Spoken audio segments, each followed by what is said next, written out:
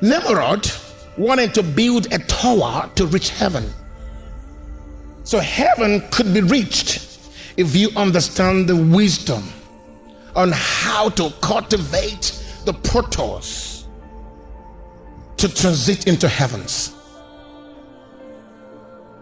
Let me tell you something that you don't know. Some of you are waiting for some kind of mystical appearance of Jesus to go to heaven.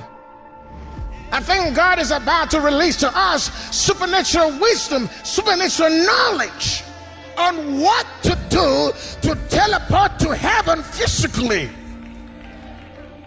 Because a man named Nimrod knew what to do. It took God himself to disrupt the entire process. Nimrod was God's enemy. I'm not God's enemy. We are sons of God. Where is the wisdom of Nimrod? Some of these wisdoms are missing from the books they refused to add in the Bible. They are lying to you that they are aliens. Yes, they are aliens. But aliens are spiritual forces and powers that are interwoven with man and creation. So they knew this wisdom from scriptures, but they've perverted it. I'm not sure if you're ready to hear this things.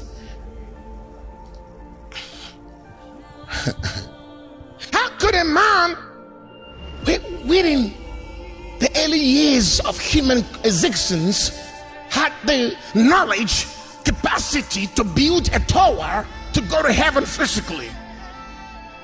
That means God was not withholding God. God is not a withholding God. When he made the heavens, the first, the third, the second heavens, the earth, he made it in a way that all creatures of these three realms would have to interact. Angels were descending to us, men was ascending with it. It was a connection. Adam was in an Eden that he communed with God, even to the point that the angels could not even talk to God the way Adam was in communication with God. Let me ask you something. If Adam would and could communicate with God, who is the supreme, the highest, how about other creatures?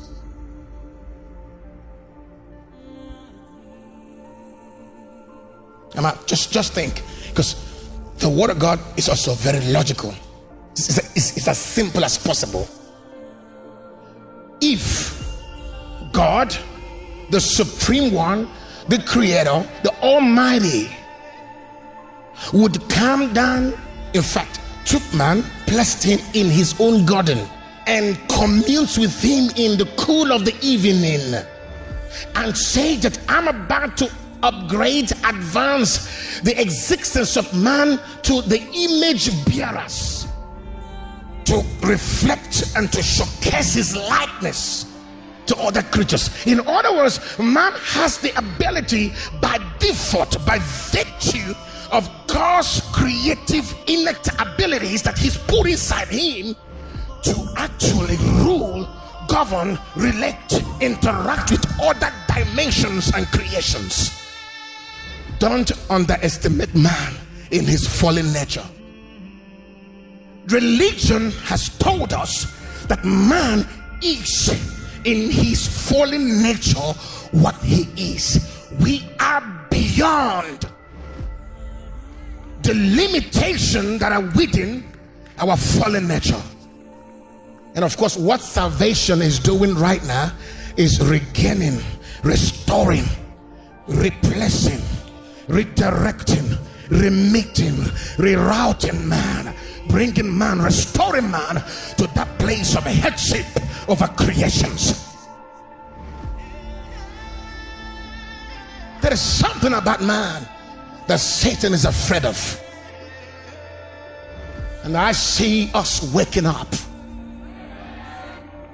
Salvation has been completed. We have come to the point to get back to our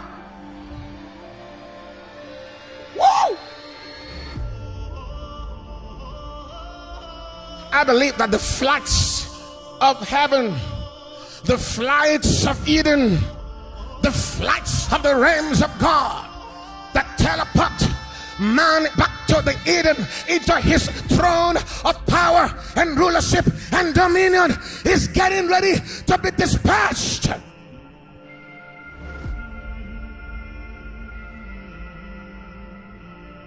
Satan is a liar.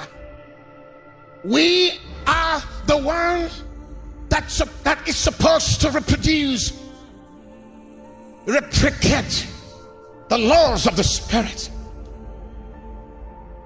that we can be able to manifest all the essence and all the disposed, accessible inheritance that is within the possession of mankind in God's essence. Of course, we cannot inherit the absolute nature of God, but God has willed a certain significant portions of his essence, because we are his image bearers. In the reign of God's creatures, be it dominions, powers, authority, principalities, habitations, man is the second in command after the Trinity. Woo!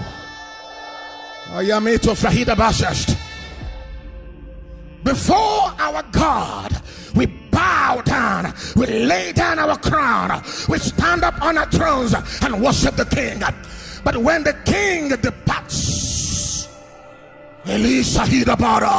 we take charge. We go back to our throne and put back our crown as the image bearers and the likeness of God, and begin to teach creatures the ordinances of God.